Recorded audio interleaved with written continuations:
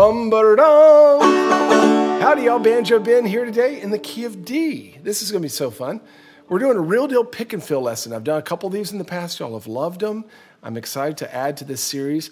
But what this is like a backup version of my Build-A-Break lessons. Are you familiar with my Build-A-Break lessons? That's where we take a well-known song, a melody, and we start with a very basic melody, learn how to play that, and we progressively build levels, building it into a more complex solo. Well, we're going to do that with backup today in the key of D. Okay, so I want you to listen to this. I'm going to play you 4 different levels of complexity of backup, rolling backup, and then we'll talk more about that. 1, 2, 3, 4.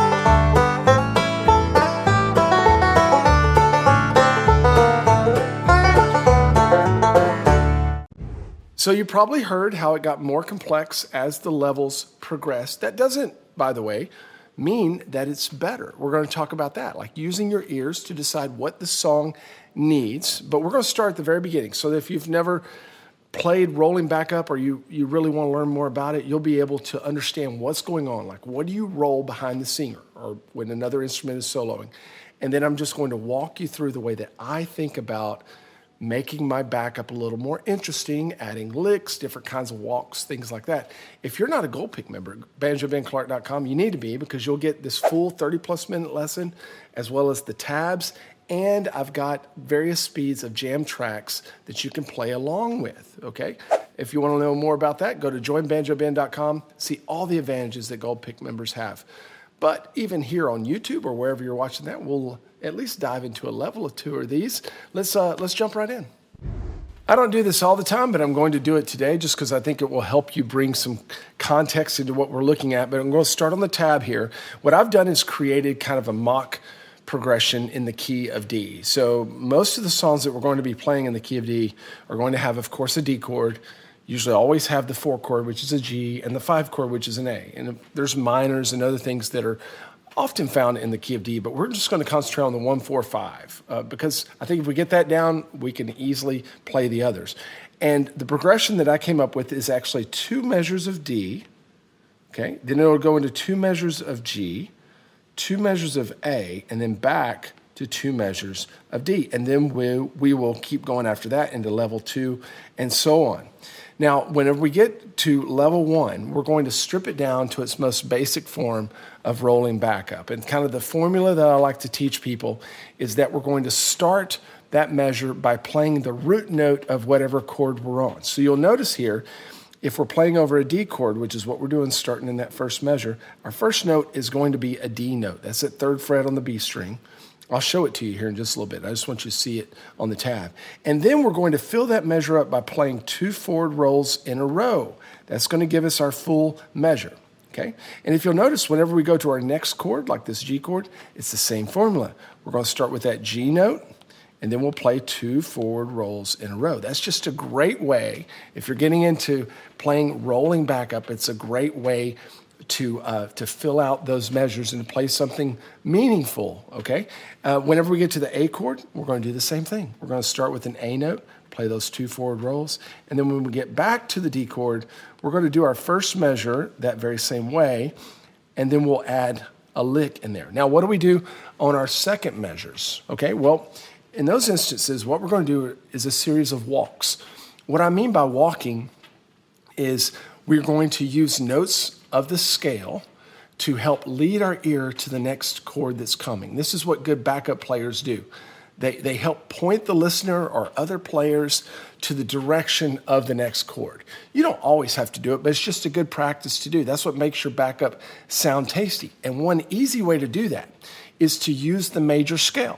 Okay, so if we've got a couple measures of D, like we do in this mock progression, and we're going to G. What I'm thinking in my mind is, okay, I've got a D note and I need to go to a G. How can I get there? Now, you don't have to walk straight up a scale. You don't have to walk straight down a scale. You can skip notes, you can bounce around. I'll show you examples of those. But your major scale there is really your friend, because it's going to provide you those stepping stones that you need to get from one chord to the next. Do we do that here? You bet we do. So here's that second measure of D I was talking about. There's our D note, and then what are we doing? Do, do, do. Do you see the direction we're pointing here? We're pointing toward that G note. Now, we'll do it lots of different ways here, and you don't always have to stay with the major scale. You can get into some blues notes, chromatic walks, and stuff like that. I'll show you those, but that's what we do there. Now, whenever we get ready to go from G, we're heading over to an A chord in the next measure. What are we going to do there? We're going to use a G and a B note. Dum, bum, bum, to land right on that A note at the start of the next measure. And then what do? We're coming up to another D measure. We're finishing out this A chord. We're going to walk right up our major scale. A, B, C sharp, right to D.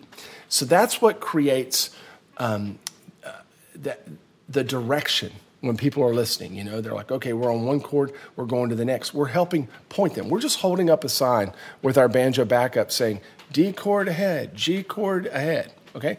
Now again, you don't have to do that every time you play backup, every time a chord changes. That's not what I'm saying. But it's a great thing to start thinking about right now, because good backup does that a lot.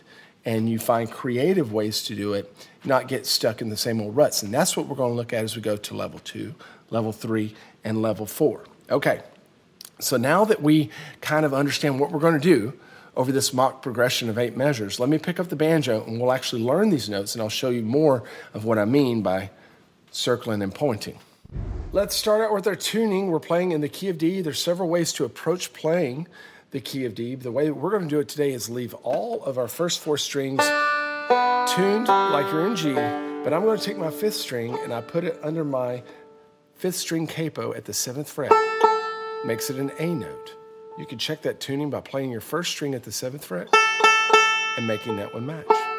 Now, if you don't have spikes up there for your capo, or if you don't have a 5th string capo, you could try tuning it up a whole step, but just beware about that. People have been known to break a 5th string.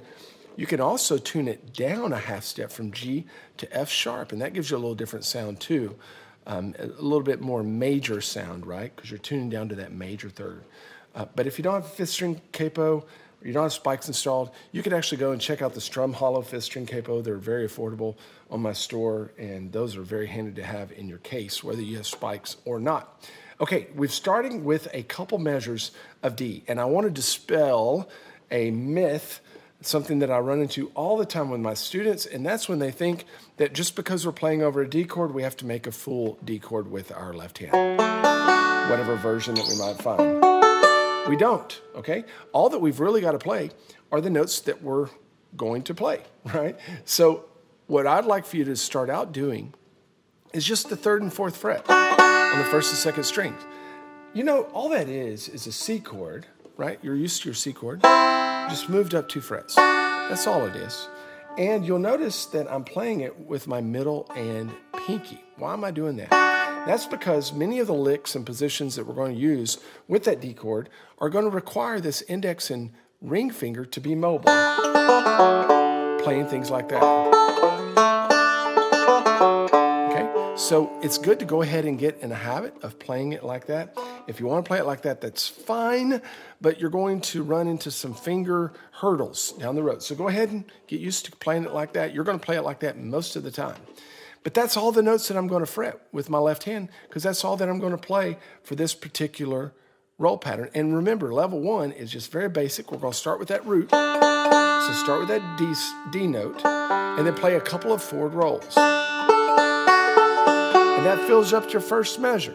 Now in your 2nd measure, we're going to do another forward roll, and we're going to do that walk down. So I'm going to release my middle finger to expose that open B string and walk right down the scale, hot cross buns to our G note.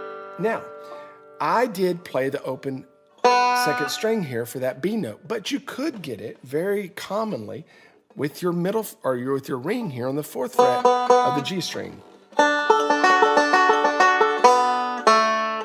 That's going to be a very common way that you're going to play things out of this D chord position. But if you're not comfortable with that just yet, you can just play the open string as I've written. Now the song, our imaginary song, is going now to 2 measures of G. Okay. Now let's just ask the question: what if it had more measures of D? What would you do? Well, you could just repeat any of these measures. You could just keep doing that formula. That's fine. Now I'll give you more ideas to do here in just a little bit, but don't panic. You might say, well, what if there's just 1 measure of D? Well, just choose one of these measures. You can play the first one, or if you know it's going to G, you can play that second measure. All good. So you can kind of just plug and play these measures, these licks, these patterns as you need. Now we're going to do the same thing over the G chord as far as approach goes. We're going to start with a quarter note of the root and then follow it up with a couple forward rolls. Now you'll notice our 5th string is tuned up to an A note, right? Maybe you noticed, maybe you didn't, because even though it's over a G chord, we're playing an A note and it sounds just fine. That's just part of the idiosyncrasy of the banjo when you're in a different tuning. We don't need to worry about every note that we're playing on the banjo fitting right in with the chord. I'm just dispelling myths here, okay? So it's fine. It'll sound a little different than if you had it tuned to the regular G note, but that's the way it's supposed to sound when you're tuned like this, okay? And then when we get to the end of that second measure G, we're going to jump up to head over to the A chord. But let's just try playing this whole line of measures together. Ready, go.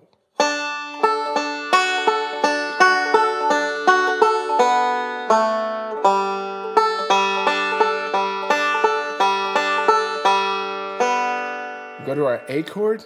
There's lots of different ways to grab an A chord, okay?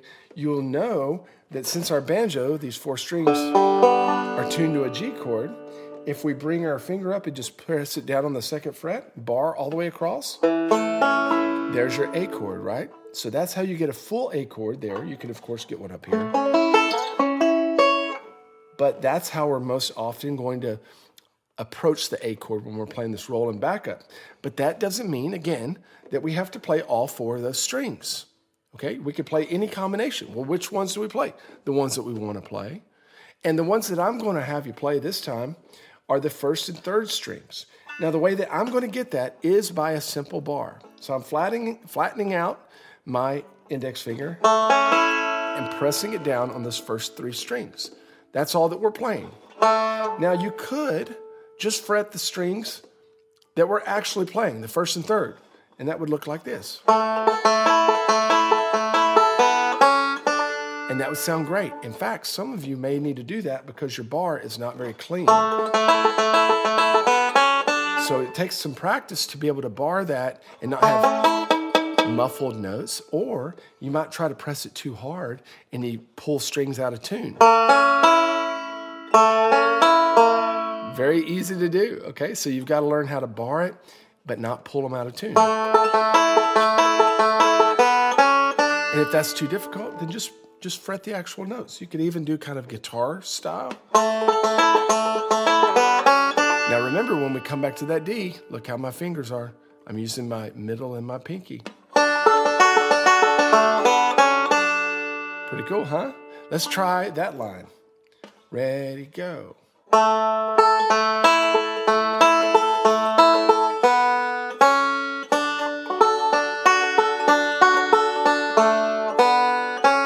What did I do in that last measure there? Well, you got to ask yourself a question. Where are we going next? So in the next line, what chord am I going to? Well, we're starting the pattern back over. We're going back to a D chord. So if I'm already on a D chord there in that measure 10, and we're going to a D chord, why do we need to walk? Well, you don't have to. You could just keep rolling however you want. But I like to walk, even if you're walking from one chord back to that very same chord.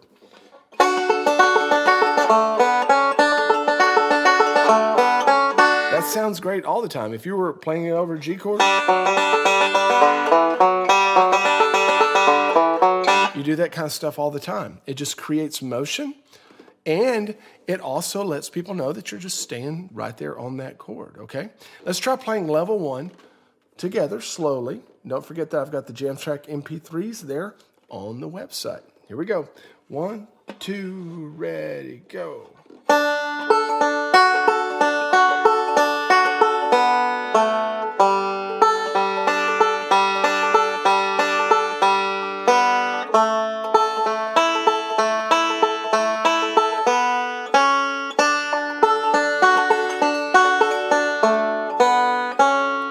Now, before we move on to level 2, 3, and 4, I want to stress something very important. Yes, this is basic. Yes, it's root notes of the chords followed by forward rolls and simple walks. Did you know how often that this level 1 approach is exactly what songs need, especially when they're going fast? So I just want you to understand that just because this is level 1 doesn't mean that you learn it and then you never play it again because you want to get better and better, more advanced. That's not what this is about. Level 1 is very, very functional, very functional. You might not play just these kinds of things in an entire song, but whenever I'm going to a fast song, I don't want a bunch of licks. I don't want a bunch of complex stuff. You're playing backup. You're not playing a lead.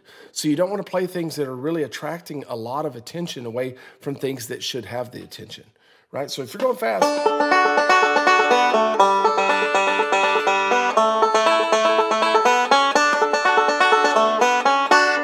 that's perfect. That's perfect. But I am going to show you some different levels because you can start weaving in some more complex things here and there, but not pulling too much attention toward the banjo because we're playing the backup role. And let's look at that now. And if you're not a Gold Pick member at banjobenclark.com, my goodness, get over there. Join banjoben.com.